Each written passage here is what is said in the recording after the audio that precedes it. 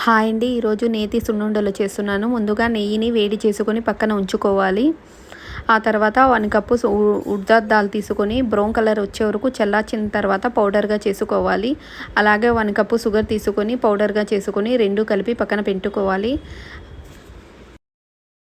వేడి అయిన నెయ్యిని ఆ పౌడర్లో వేసి అంతా కలిపిన తర్వాత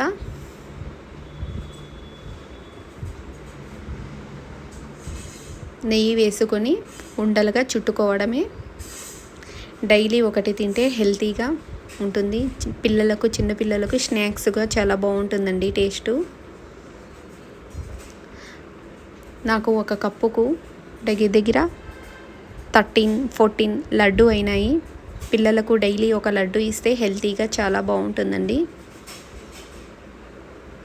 మనం బయట ఒక లడ్డు తీసుకోవాలంటే 20-25 రూపీస్ అవుతుంది. కేవలం ఇది ఒక 10 నిమిషన్స్ 15 నిమిషన్స్లో చేసుకోవచ్చండి లడ్డూలను. పప్పును మాత్రం బ్రౌన్ కలర్ వచ్చే వరకు వేయించుకోవాలి అంతే. అది ఒకటి 10 నిమిషన్స్ వరకు అవుతుంది. పౌడర్ చేసుకోవడం మాత్రమే. ఒకసారి ట్రై చేయండి. బయట తీసుకుంటే ఇది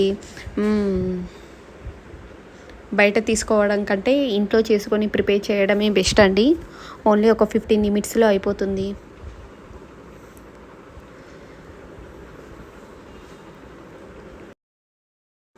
హెల్త్కి కూడా ఇది చాలా మంచిదండి.